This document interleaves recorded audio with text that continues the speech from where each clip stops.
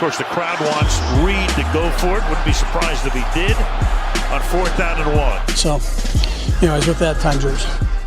Welcome to 4th and 1. I'm Tod Palmer, joined by Nick Jacobs, and third highest scoring Super Bowl in NFL history. The Chiefs come back from a 10-point halftime deficit.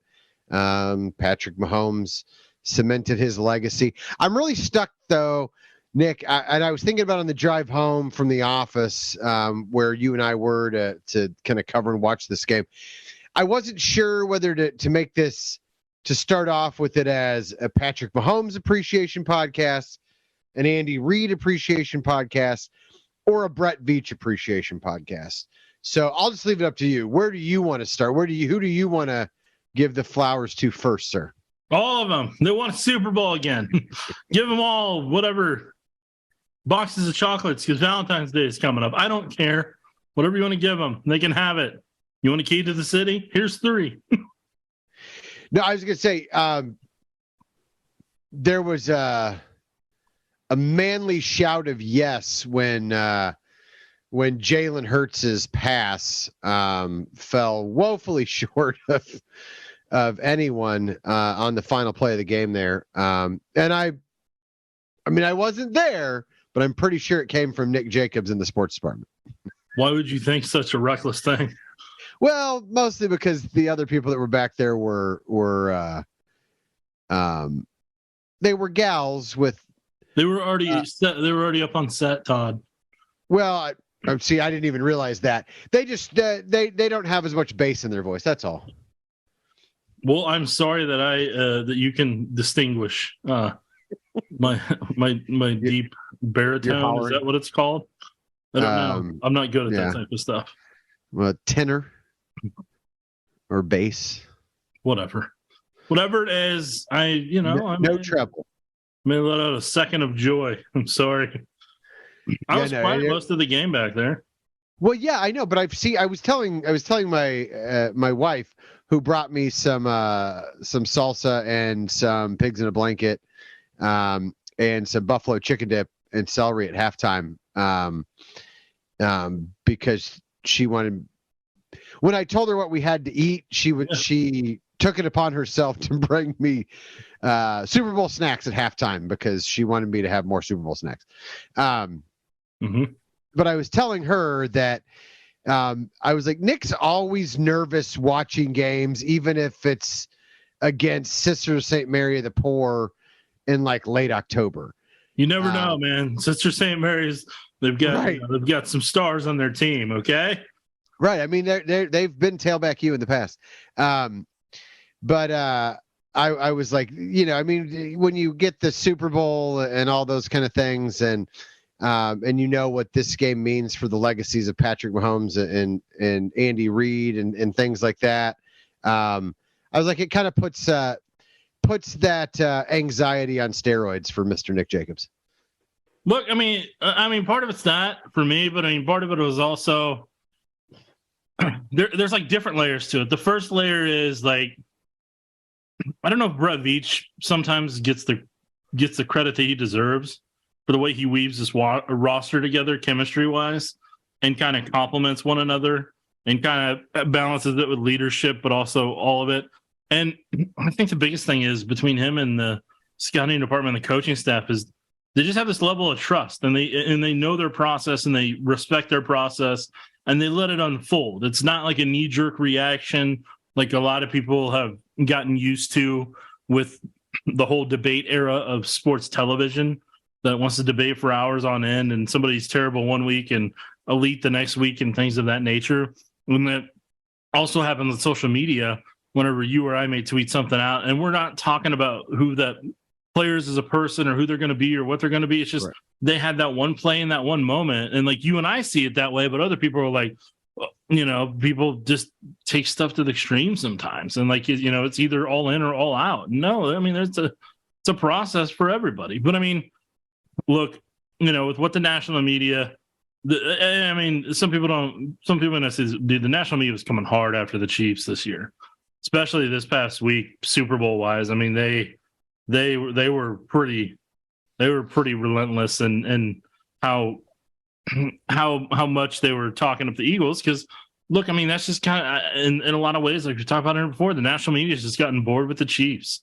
I mean, the New England Patriots fans probably dealt with this a while, then they got used to it, and you kind of become numb to it at some point. But I mean, it's just like the quarterback debate throughout this year. I mean, and then Mahomes has these moments like playing on the high ankle sprain in the Jaguars game, and then in those moments in the Bengals game and the Super Bowl, he literally played an entire playoffs with a high ankle sprain. Well, he had one healthy games. Quarter.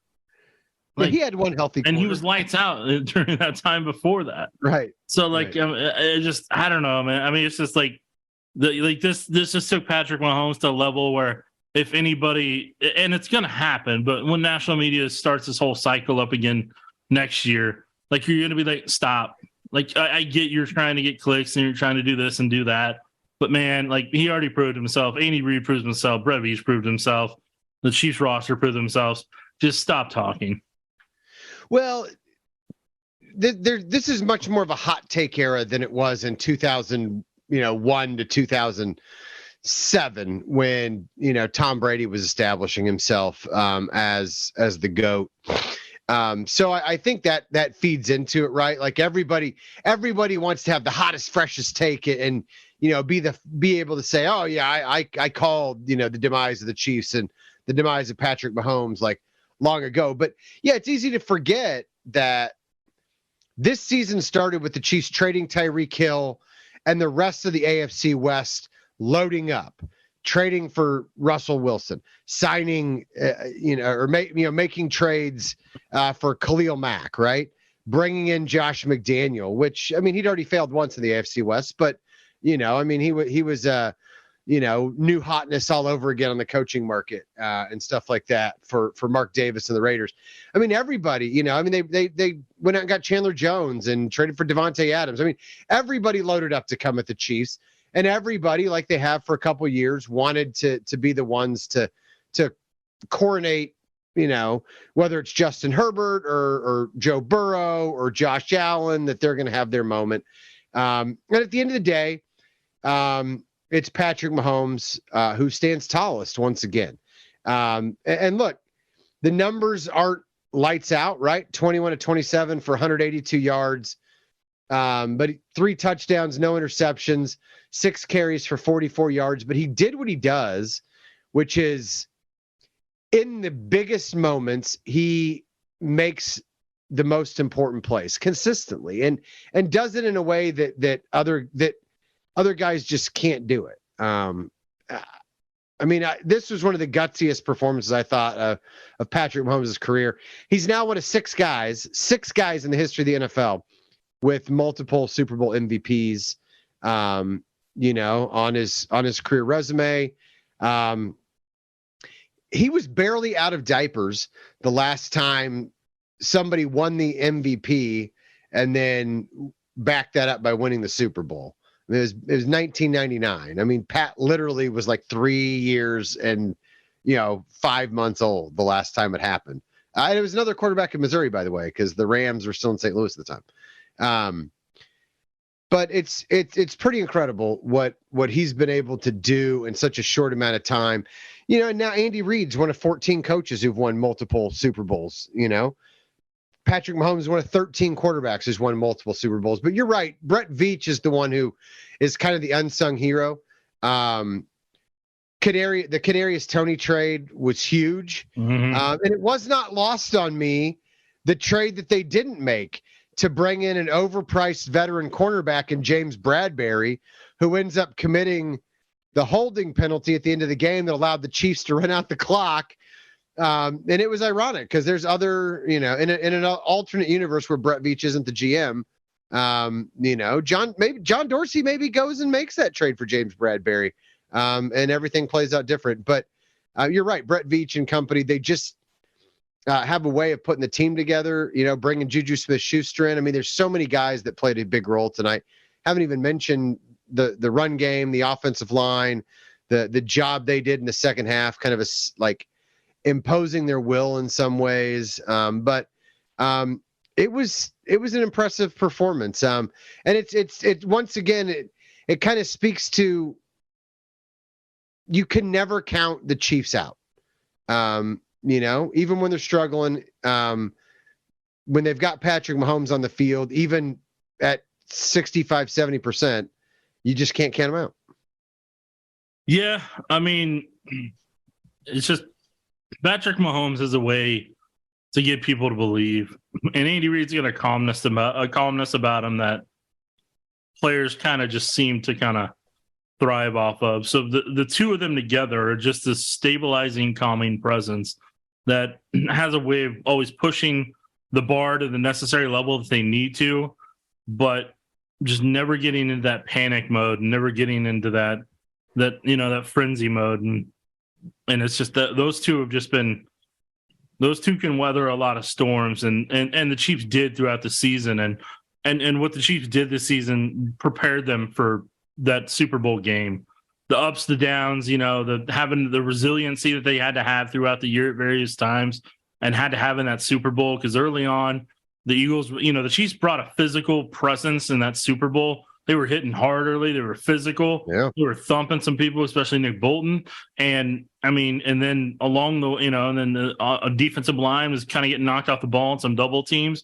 But they had their wins and their losses throughout the game and in each rep and in each thing. But they just kept battling back. I mean, the fact that defense is out there 20 plus minutes in the first half, most defenses fold like a tent, there towards the end of before halftime and in the second half, but that Chiefs defense didn't. They just kept battling back, and the Chiefs offense wasn't on the field a lot during that first half, but they, scored every drive in the second half, and just, I don't know. I mean, it's just really impressive that the resiliency that this team had. And it's just kind of funny because sometimes you and I, some of the most talented teams that they had that should have, that you think should go to 95. Yeah. Like it's just, I don't know. It blends well together. And in the 2019 team, I mean, that was look here. And I know Mahomes got asked this question, but I'll say it this way. That 2019 team, I mean, it was uncharted territory. It was a big moment for them. I know there's only a handful of guys left on their roster from this one, but this one to have as many youthful guys and rookies as they did, and I'm just telling you, man. I mean, that's really where I come away really, really excited. Is the Pachecos, the Trent McDuffies, the Joshua Williams, the Jalen Watsons, the Leo Chenals, those guys of the world getting that taste of what Mahomes and Andy Reid and everybody's talking about, what you're building up to, what you're trying to accomplish. They all got to experience it at the highest level, and guess what? They're already all Super Bowl champs a year into the league. For the rest of their life, they're Super Bowl champion. Know what a Lombardi Trophy is like. Know what a media night's like. Just know everything combined, and just having that foundation for the next handful of years. I think that's what's going to be really fun and special. And Sky Moore getting the touchdown tonight, Kadarius Toney getting the touchdown tonight. They will always have that moment where they scored a touchdown in the Super Bowl for the rest of their life. I mean, that's and Pacheco got a touchdown, and given some of the, from us having their high school coaches on what Pacheco had gone through, losing two siblings the way that he did. Like, I saw how emotional he was on the field afterwards. And I mean, there was one play, man, I'll end up showing an eye in the sky this week where he sold out completely like Jerick McKinnon would. Jerick McKinnon rubbed off on him, and he laid out Joshua Sweat on Orlando Brown's side in this chip where Mahomes ended up taking off on that big run. And it was because Pacheco bought Patrick enough time to be able to make that decision and take off. But Pacheco sold out and just leaped into the end and just took him out. And I'm like, man, dude, like that's like Jerick McKinnon. Like him seeing McKinnon do that rubbed off on him. And this, the way Frank Clark kind of mentored, Karlaftis this year, like that's going to pay dividends down the road. I mean, Frank's going through emotional time. We're losing a family member. So, I mean, all those things combined, like there was a lot of guys that led the younger guys that this postseason run is going to help them 3 to 4 years down the road, whether whatever happens. Yeah, I'm glad you mentioned Sky Moore in there too, because look, you talk about adversity, a guy who struggled, the guy who frankly had a disappointing rookie season, but then biggest punt return of the year, or his best punt return of the year in a key moment in the AFC Championship game, and then a big touchdown in this one where the Eagles just decided that maybe they didn't think he was eligible to receive a pass. I don't know. I'll tell you. I'll say this before you go further. Dude, that punt, I felt it was a turning point in the game. When the Eagles decided to punt on that 4th and 1 to Tony, I felt like that's when the game turned. It was, because it was a bad punt. A bad decision on the Eagles' part. Well, it was also a bad punt. It was 38 yards. Yeah. It was shanked. It was a little low. It gave Kadarius Toney a chance to return it, and he took advantage. Longest punt return in Super Bowl history, by the way. Breaks the record set by James Cromwell or something like that. Some Denver Broncos player back in the Super Bowl 50 in 2006, January 2016. Which I would not have guessed that 65 yards was the longest punt return, but there you go. Kadarius Toney's in the record books. But again, we talk about all those rookie stuff like that. That goes back to it. It's a credit to Veach for being able to bring in that kind of talent. It's a credit to Andy and his staff for being able to develop it. And to find a way to make it all work. But yeah, I mean, I thought the big moments in the game, look, the Chiefs aren't even in the game if Nick Bolton doesn't get that scoop and score, because and Juju Smith-Schuster talked about it a little bit. Like, he said after the Eagles went down, got the touchdown, the offense was real fired up to kind of match it. Right. And they did. Then the defense gets a stop, the offense gets rolling, and Butker hits the upright. And that, I think that took the steam out of the offense a little bit, Next thing instead of being up 10-7, they're down, now they're down 14-7, or instead of being up 10-7, they're down 14-7. Then they go 3 and out, and it just all of a sudden, everything became harder. And then Nick Bolton making the play that he did. That's the first defensive touchdown the Chiefs have ever had in the Super Bowl. First touchdown by a Mizzou player ever in a Super Bowl. And it came at a huge moment. I mean, we talked about how against this RPO game and against this defense, Nick Bolton was going to have to do Nick Bolton things, like set the tone, like diagnose plays, make plays in open space.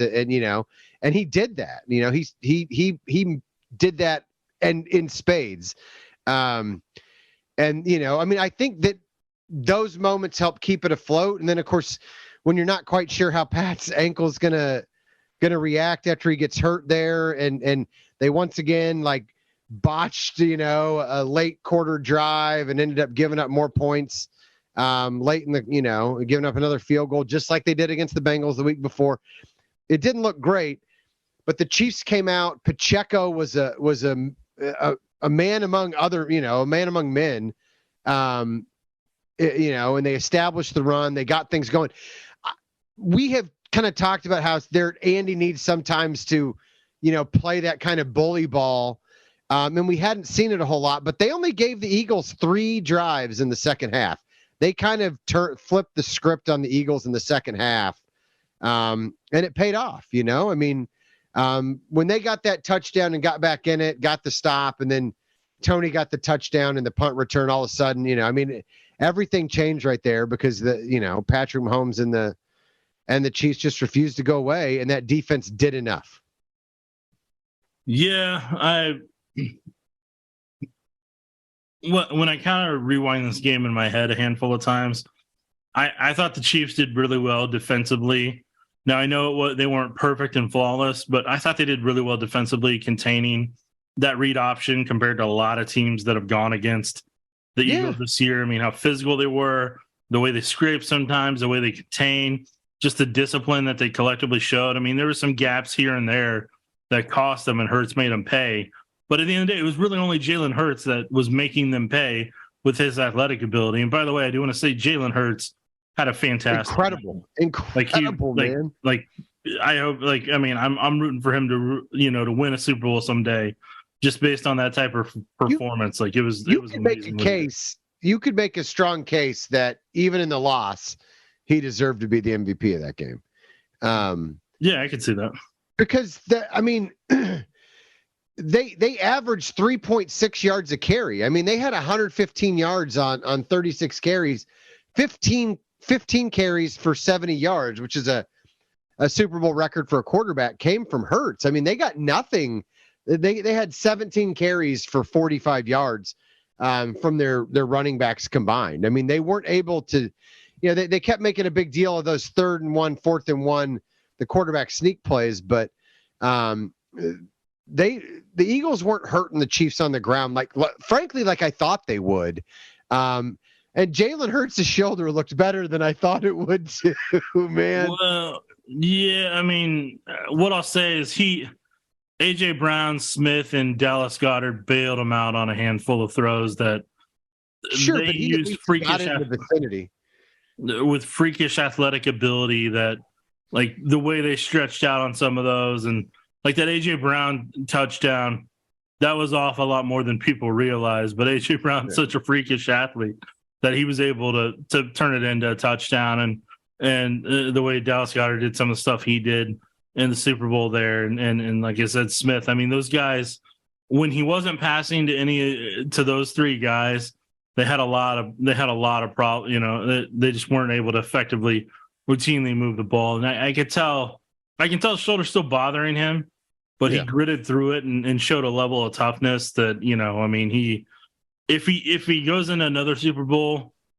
and we'll see how things go with how much of their coaching staff they're getting ready to lose this week. I mean, we'll see if they're able to get back there and what they do. But there's a ton of problems there with Jalen Hurts and what he can be on the NFC side of over there. He could be a problem. He could be a threat for years to come if they have a competent and quality coaching staff surrounding him.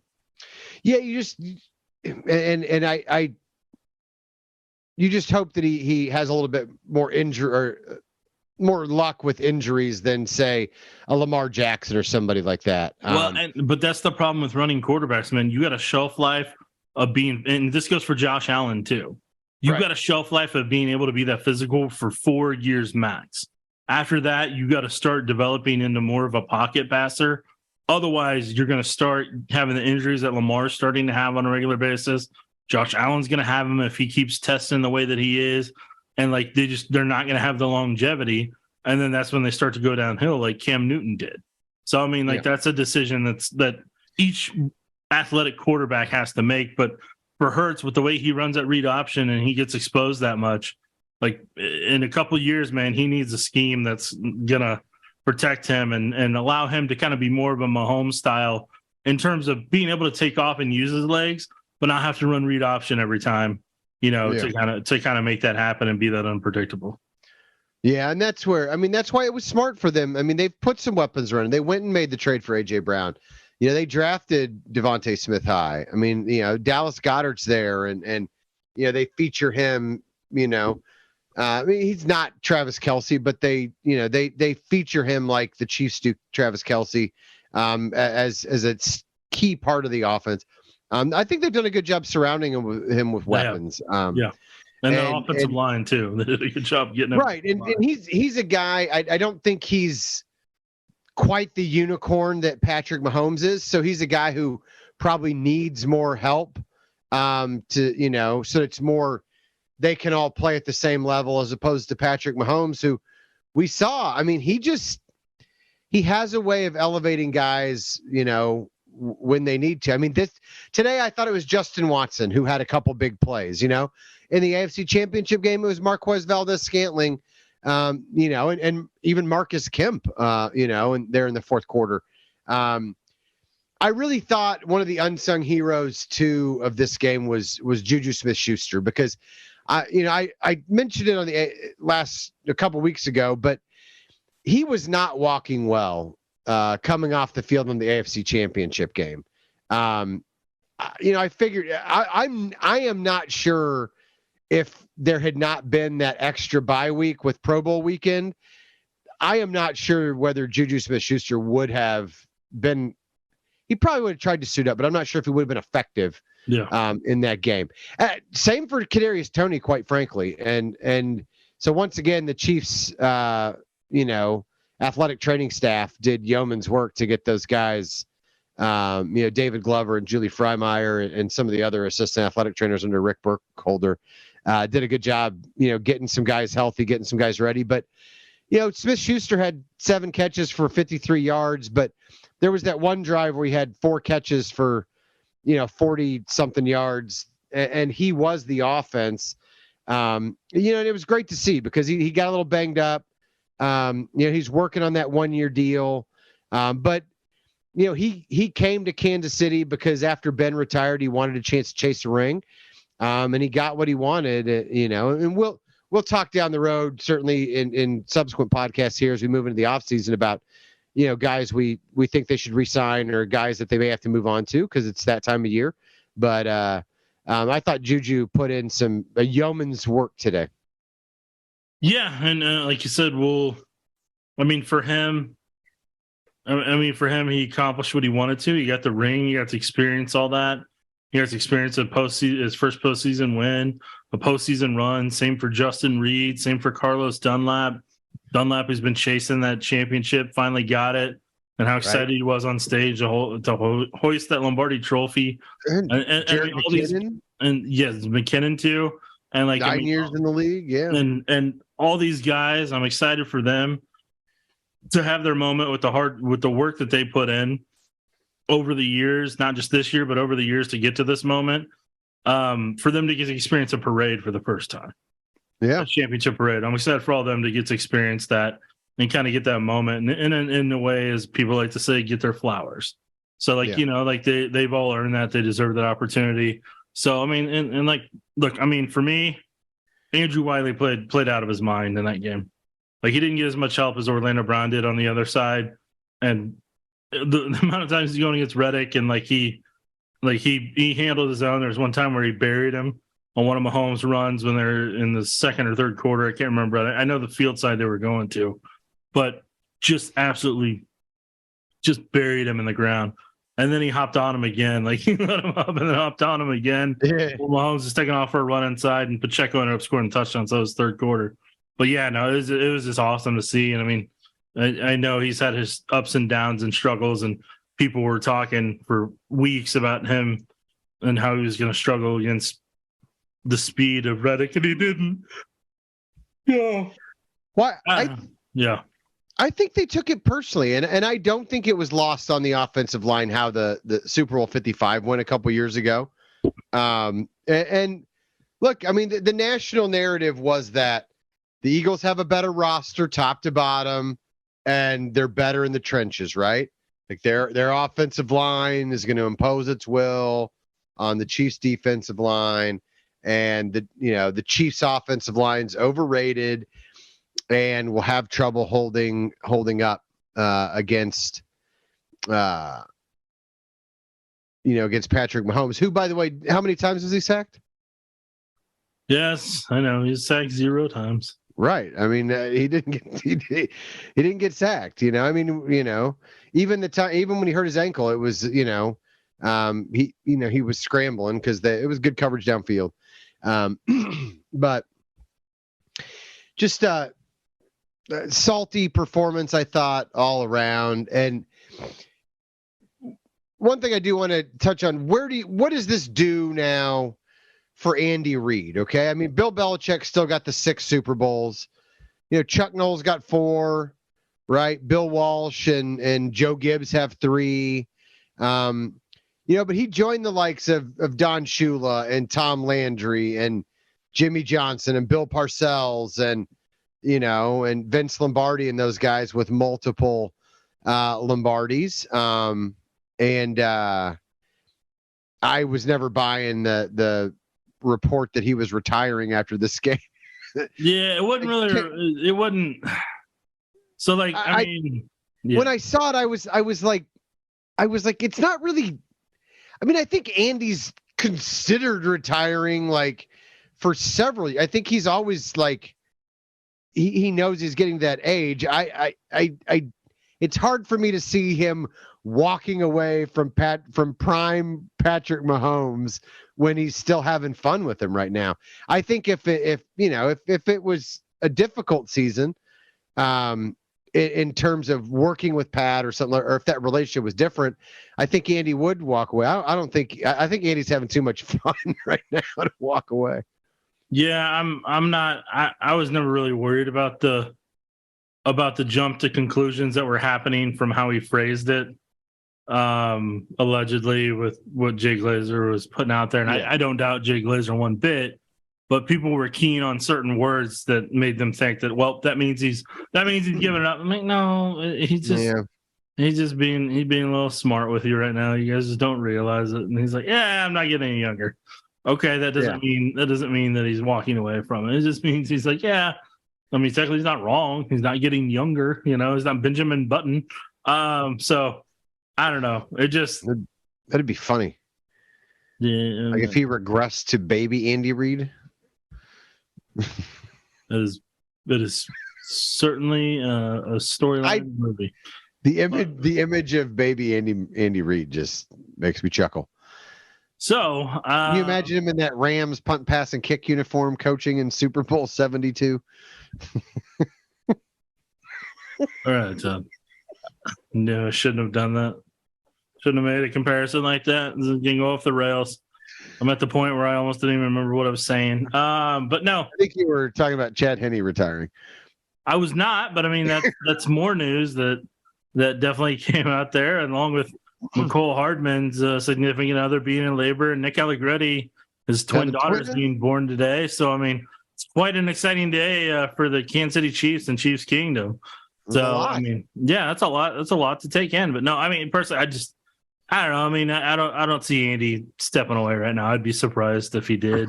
Right. I mean, like, yeah. Like, why would he do that? They just won a Super Bowl without the speed at receiver you would think it would normally take, or a big physical, routinely jump ball guy like a T. Higgins style or Jamar Chase style of receiver. Just won a Super Bowl without having that, without having an insanely fast, running back like Jamal Charles or type. They made it work with what they had roster wise, and that's not meant to be mean. It's just like they found a way to make the pieces complement one another, and they took full advantage of it. I mean, here's the other thing I do kind of want to touch on from the game. I felt like, and people can tell me I'm wrong on this, but I felt like the only reason this game was close as it was, and was quote unquote the classic that people are trying to frame it as, was purely because of the effectiveness of the Eagles on 3rd and short and the 4th downs that they went for it. Like, that's the only, like, if they punted a handful of those times or didn't convert some of those thirds, I think the Chiefs run away with that game, like the 49ers game earlier this year. And I think the Chiefs are, have 40 points on the board. Look, they end up having 38. And I know that sounds silly, what I'm saying, but I think they would have hung 48-50 without a problem. Just the way that offense was attacking and the way they went about it. Because like we talked about in the previous podcast, I mean, the Chiefs used motion to perfection, especially down in the red zone there, especially inside the 10-15. The way they used the motion and like and had wide open touchdowns based off of it, and the way they kind of attacked with some of their trips formations. Like, there was a lot there for the taking, and the Chiefs took every bit of it. And then on top of it, they had a solid ground game all day long. I remember thinking at one point in that game, like, I think Greg Olsen was, or whoever was making a big deal about the Eagles you can tell they're going to go for it on 4th down by the 3rd down call, and they're just imposing. And I was, and they made it sound like, oh my gosh, the Chiefs had never faced this. And I was like, guys, did you guys watch Brandon Staley last year at all? I mean, this isn't the first time that a team has aggressively gone for it on 4th down. Harbaugh used to as well. You remember early on with the Ravens? That's what I'm saying. And it's not even just Brandon Staley. The Ravens have done this in the past. Like, this has been going on for 4 or 5 years. The Chiefs defense and Steve Spagnuolo understand that this is coming. They were prepared for it. They just, when they got in those, 3rd and 1, 4th and 1 situations, they couldn't stop it. But nobody has stopped it in those situations. So, I get that it was frustrating to watch as a fan, maybe, but when they'd get in those situations, I was like, not a whole lot they can do. I was actually really glad, like the one time they tried to run that pitch and it got strung out to the sideline.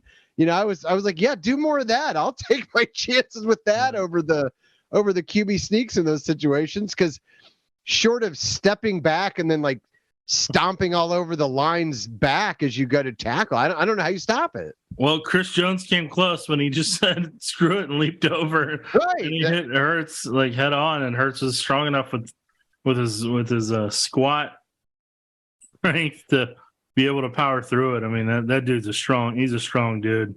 But no, I was really stunned when they punted to Tony that time on the 4th and short. I was like, they're not going for it here. Oh, okay.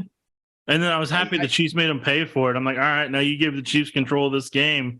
And I mean, even if you go down and score, like the back and forth is still going to be there. And the other part that I was ecstatic about, and I put on Twitter there, was like, I was okay with L'Jarius Sneed. Like if they're gonna score in the drive, that's fine. If it gives, I know he wasn't trying to give up a big play, but I'm like, that's fine, man. With the way this offense is performing right now and how effective they are and how they've got this defense's number and what they're trying to do, like that's completely fine, man. Like take those 5 minutes and run the clock down. Completely go for it. And then when McKinnon stopped short of the end zone, I'm like, that's what I'm talking about. There you go.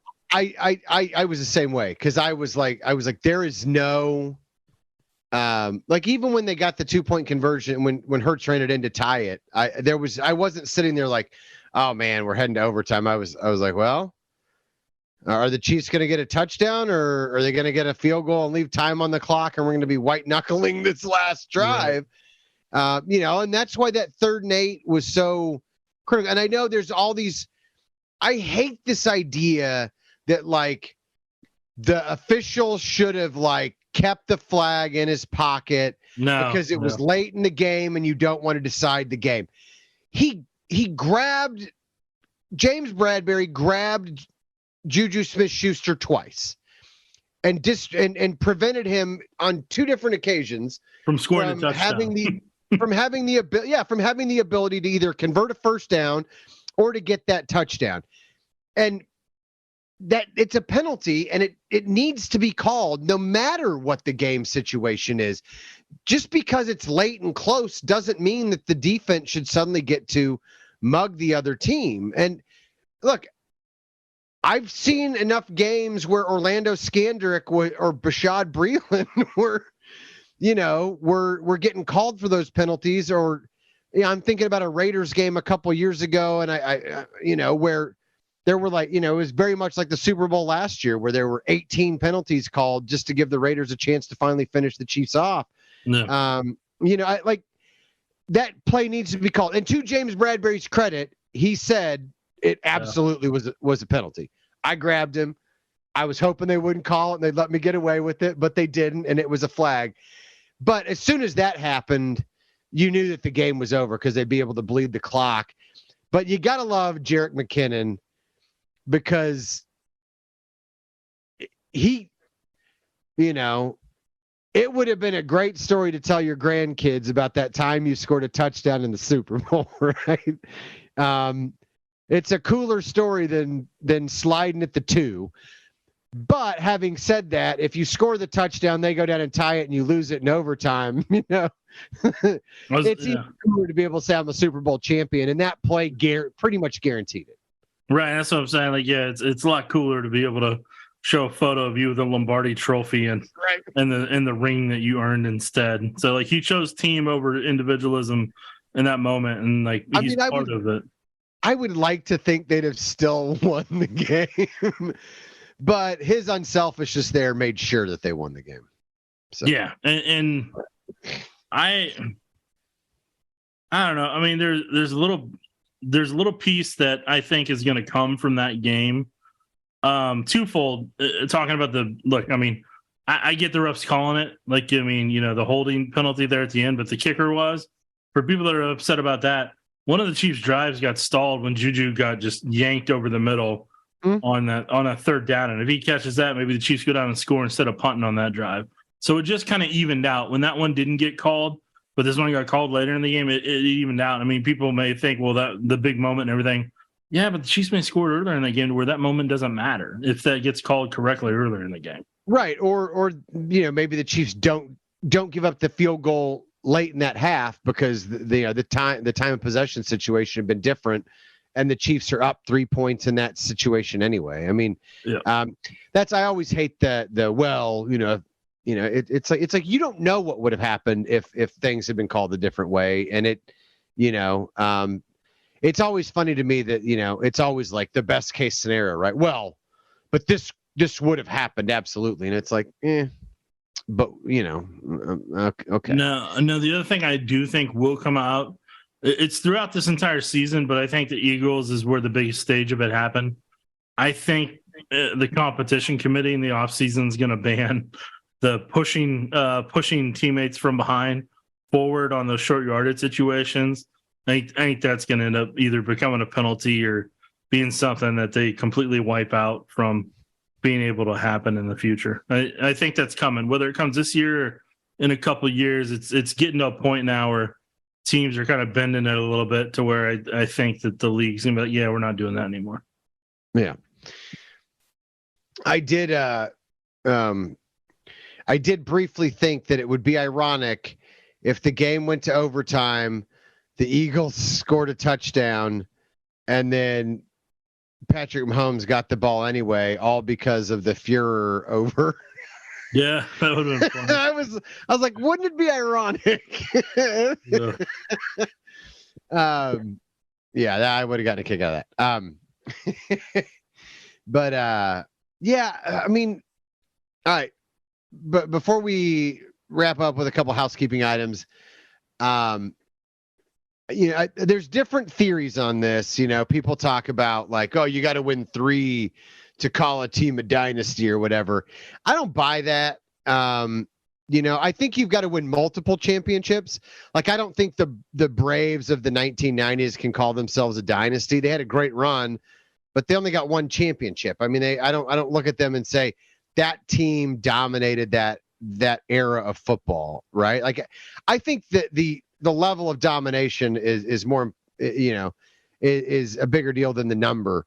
So the Chiefs have 2 titles, lost another Super Bowl, and have hosted the AFC Championship game, losing 2 other times in overtime there. Is this a dynasty? Can you officially call this a dynasty? Here's my argument on this. And it's not in for or against. It's just I put it on Twitter, since 1993, there's only 4 coaches that have won 2 championships during the salary cap and current free agency era. So when people want to argue the Niners of the 80s and the Steelers of the 70s and the Cowboys of the early 90s, part of it was they had the benefit of free agency not being what it is. And the NFL put the salary cap in early 1994. Free agency began early March of 93. So from that point, and that's right after the Cowboys had won their 2nd title in a row, I think, or with Jimmy Johnson. So, I mean, the kicker of it is like they didn't have to battle the same way the modern era does from 94 on. So what Mike Shanahan and the Broncos did with their back-to-back championships, that's still insanely impressive. What Bill Belichick and Tom Brady did together, slightly less impressive because they were violating the salary cap along the way there. They still accomplished it, Todd. They still can't take the titles away from them. Well, I mean, you could put an asterisk by it, but the NFL decided not to do that. They just slapped him on the wrist and hoped it would quietly go away. And it did. But I have not forgotten Nick Jacobs. And it did until you brought it up. Never forget. And it did until you brought it up. Good job, Todd. Listen, all I'm saying is my brother Mike has to live with the fact that his championships are tainted by the Broncos stinking cheating. Okay, that's it. That's all. I feel like Mike's clearly above reproach. I feel like Mike's not going to care and still win the championships. But anyways, probably. Yeah, no, probably to it. That's fair, but we've got, he doesn't have any lately. Well, either way, so you have the Broncos, they did it. Bill Belichick did it 6 times with Brady. Magically hasn't done it before or after him. And then, you had Tom Coughlin when he did that in 07, and then also again either 11 or 12, one of the two, I can't remember right now. I have it in the tweet. And then Andy Reid now, who did it, who's gotten 2 titles. And since that salary cap era and in the current free agency era, those are the 4 coaches that have been able to do it. So if you want to call it a dynasty, you want to call it whatever you can, that's completely fine. But those are the 4 best coaches at navigating the waters and being able to perform at a consistent level of excellency. I mean, the Giants, had a little bit of a more length between it than Belichick's did, and then Shanahan's did, and Andy Reid does. But still, I mean, those guys had to play by a different set of rules than the other eras had to. So, I mean, when people want to argue that and everything, that's completely fine, whatever. But, I mean, for me, that's what Andy Reid and the Chiefs have done is insanely impressive, especially with the way teams were gunning for him this year and not having Tyreek Hill and some of the other aspects, and having some deficiencies on their roster that could have cost them against the Eagles. But, man, that unity that they had and that they performed together was just – that was the difference maker. I mean, it was a really, really impressive performance. Yeah, the team chemistry on this squad was unusual, and that's not something that you can necessarily plan for. And even if you do, it doesn't always work out. It worked out this year for the Chiefs, but now they're going to have a little salary cap money to play with. They've got a lot of contributors on rookie deals now. I think it'll be a fun offseason with what the Chiefs can do. And there's always a few surprises in there, to say the least. So I think that'll be coming. And look, I do think the Chad Henne news is not insignificant. I don't think that it impacts, whether I view the Chiefs as a contender or not, but it does change that quarterback room a little bit.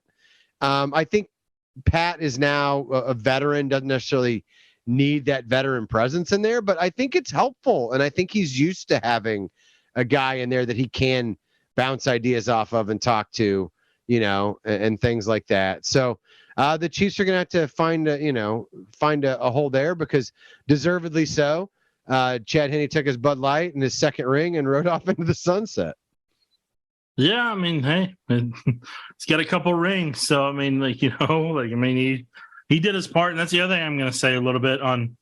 I know people were kind of mocking Melvin Gordon and some of the other guys about how they didn't earn their ring. What they don't realize is what some of those guys do on scout team week in and week out to help those guys get ready. They earn their rings as much as anybody else on that football team because of the work they put in the scout team. So that's where I think people that don't understand how practices and kind of preparation work, just those guys earn their rings just as much as anybody else did, just as much as the training staff did with the work that they put in to get those guys healthy. Every single person in that franchise earned their ring, and congratulations to them for it.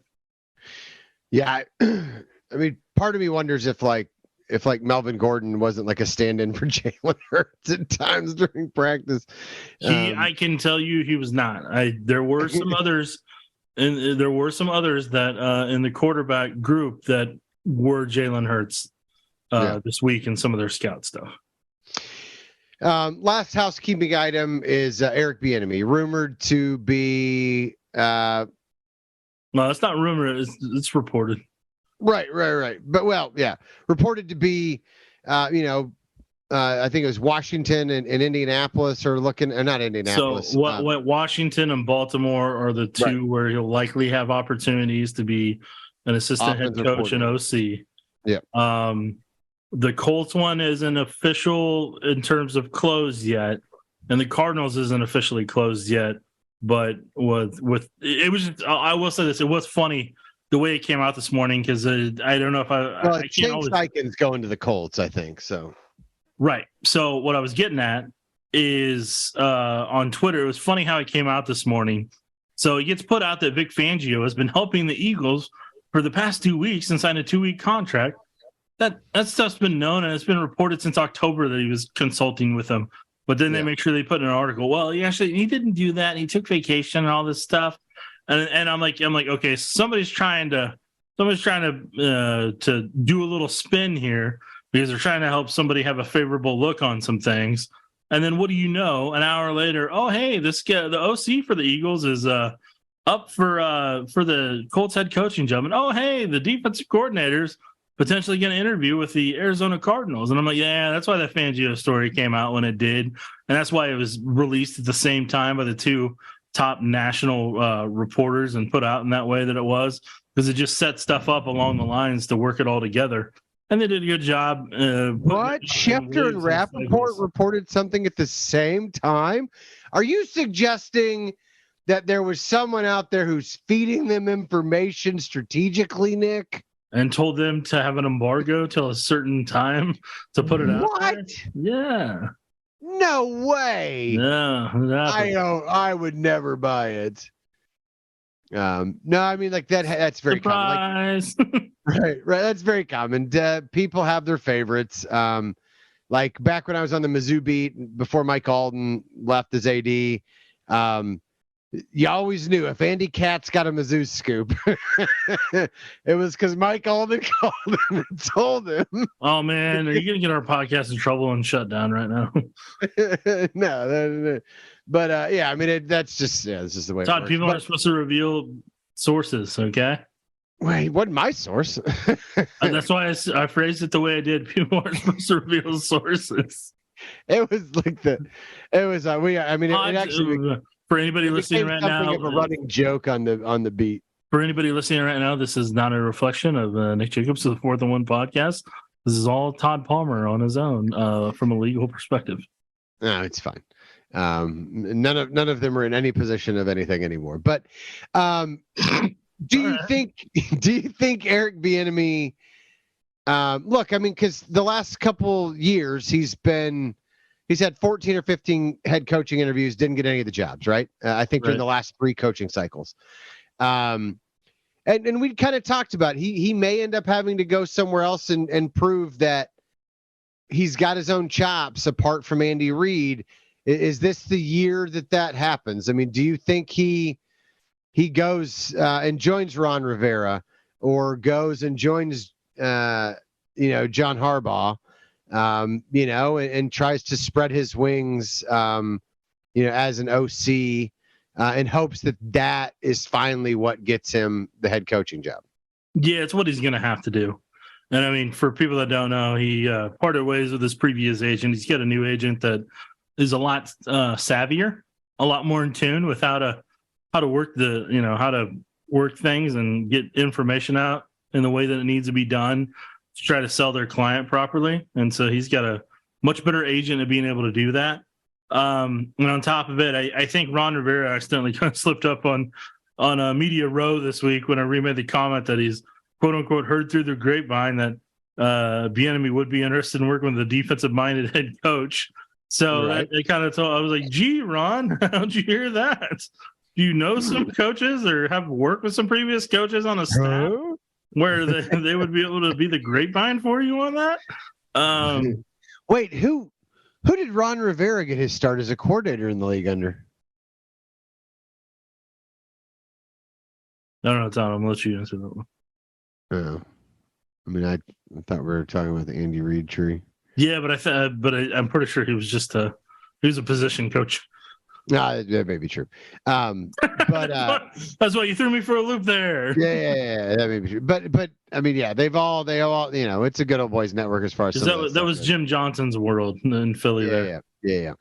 But yeah, I mean, obviously Ron Rivera comes from the Andy Reid coaching tree, so Andy Reid famously loyal, famously stays in touch with a lot of those guys. So to the shock of no one, they know a lot of the same people.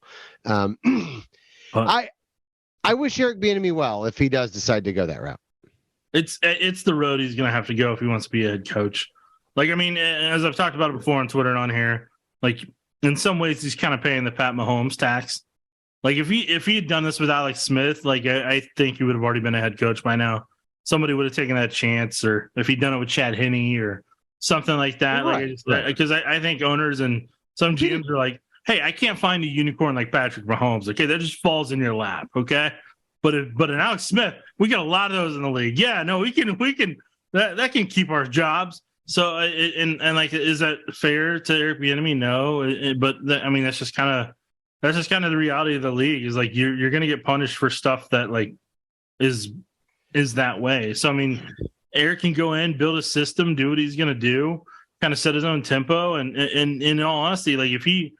I honestly keep leaning more and more towards Washington, to where I think that's a really smart play because of the receivers he would have there. I just don't know what they're going to have at quarterback. Like that's Sam Howell, baby. Sam Howell. Right. I'm hoping they have better for him if he goes there. And then if you look at Carson Wentz. Right. I hope they have better for him. But like Baltimore, like Lamar. Can you imagine going from Pat Mahomes to that quarterback? That happens. But like with Baltimore, I just don't. I mean, Lamar's situation, I think that's gonna be unique, and I wouldn't be stunned if he's not playing somewhere else if they can't meet on something financially. But at the same time, I mean, the run game's strong, but they're really not that great a receiver, and I just don't know how much. No, but they do have a Pro Bowl quarterback in Tyler Huntley, and I just don't know if the guy from the skills challenge is the guy you want to hit your wagon to. But no, I still know Harbaugh. I don't know how steady things are for Harbaugh there. Not that they're any more steady for Ron Rivera. I just think the Washington situation gives Bieniemy more of an opportunity to really kind of flex and kind of showcase his ability and his physical style. I think it would fit really well there, more so than I think Baltimore. Not that Baltimore wouldn't. I mean, hey, if they got Lamar Jackson, I mean, hey, maybe that is the spot. But I think either one, with both those guys being from the Andy Reid coaching tree, like, Bieniemy is going to be taken care of, and it's not going to be a bad situation. Yeah. No, and in some ways, I feel bad for him that it's come down to that. But the Chiefs will be fine if that's the way it goes, because I think you've got Matt Nagy sitting there. Seems like a natural fit if Eric Bieniemy does move on. I know there might be something. I've heard from some people who kind of hope that Eric Bieniemy was the head coach in waiting for the Chiefs for when Andy Reid moves on. I'm not sure how realistic that was, and I'm not sure how soon Andy Reid's going to move on. So I'm not sure if that's part of Eric Bieniemy's timeline anyway. Well, and here's what I would say for some of those people. For down the road type of aspect to it. If he does kind of get to go out and essentially kind of spread his wings somewhere else, and then maybe becomes a head coach down the road while Andy's still coaching, he gets that on the job training and experience, and maybe that makes him a more qualified candidate because he's been there, done that, like Matt Nagy did by going to Chicago and got to kind of experience the head coaching aspect, the experience of it, of the days, of the ins and outs of what goes into it. Long term, it could benefit significantly. Yeah. Yep. All right. Well, it is late or early, depending on your perspective. Late for me since I haven't gone to bed. Yeah. But congratulations, Chiefs Kingdom. Enjoy your parade on Wednesday. I'm not sure what all we can say about it. But stay tuned to KSHB 41 News for more coverage of the Chiefs and their championship. Okay, well, they already publicly put out the. Oh, did they say that the graphic was on the post game show? Okay, so that we're airing the parade. I mean, it was on the post game show. So I mean, if it went out publicly there, I think you were literally a part of the web team that put out a push alert, dude. Yeah, but I wasn't the one who did the push alert. I don't know what to tell you, sir. All right. Well, watch the parade on Channel 41 if you can't be there. Okay, sounds good. All right. Well, Nick, it's been fun, and I hope everyone had a safe and enjoyable Chiefsmas. With that, take care, kids.